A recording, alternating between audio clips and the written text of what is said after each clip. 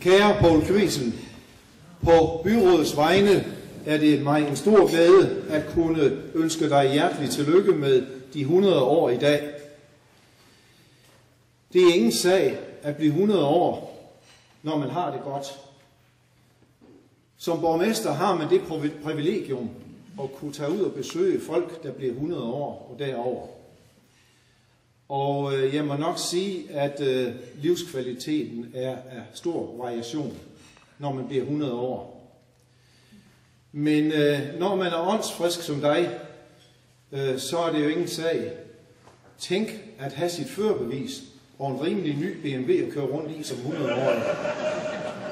Det har jeg dog aldrig før mødt hos en 100-årig. Så det er meget fornemt. Der hersker ingen tvivl om, at du har betydet meget for Nørre Nebel og hele egnen her i det vestjyske.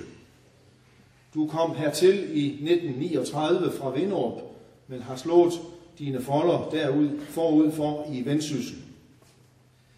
Forud for din ankomst her til Nørre Nebel var der lavet et stort forarbejde for at oprette en realskole, og Margrethe og du blev ansat her for at løbe den skole i gang.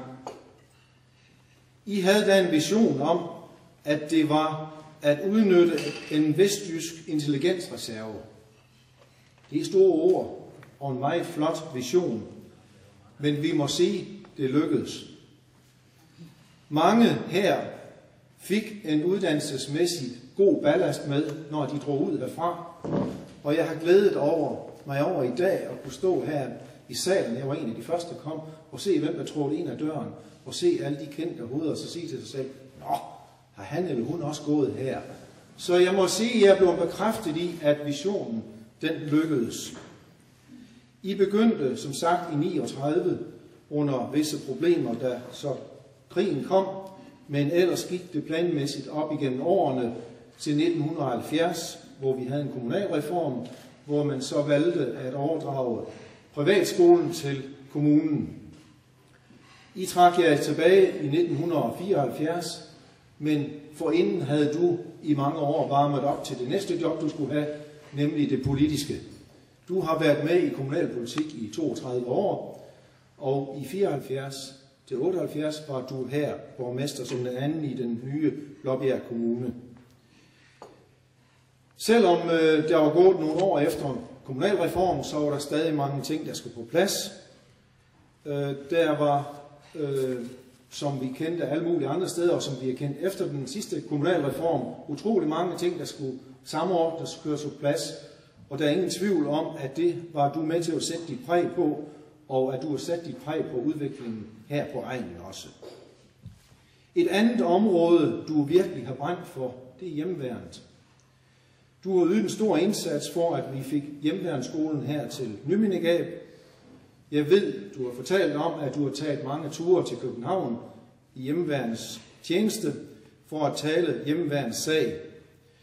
Og jeg husker for et par år siden, da hjemmeværnet havde 60 års jubilæum, en meget festlig dag, op i Nymindegab, hvor alle i veteraner blev linet op og hilste på dronningen og fik fortjenstmedaljen. Det var et stolt syn. Personligt har jeg haft den store glæde, at jeg har kendt dig igennem de seneste godt og vel 30 år i Otfelloåret.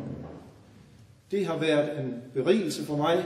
Vi har haft mange gode samtaler i tidernes løb, og når en mand er så orienteret i tid og sted, så er det altid en fornøjelse at snakke med dig. Der har været mange sammenfaldende interesser. Jeg vil slutte af med at citere et lille vers, jeg fandt, og det er en unavngiven forfatter, og jeg citerer: Livet er som en skoledag, med glæde og sorg som hovedfag. I glædens timer vi har det bedst, i sorgens timer lærer vi mest. Bed ej om at få lagt ord til livet, men bed om at få liv til årene givet. Kære Poul Kvesel, du har kendt til både glædens og sorgens timer i dit lange liv. Du har lært af begge dele og fremstået som et helt menneske, en stor person med pondus bag.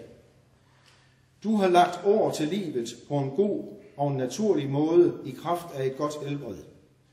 Du har haft en livskvalitet, som har beriget os alle. Det vil jeg gerne takke dig for i dag og ønske dig alt godt og fremover.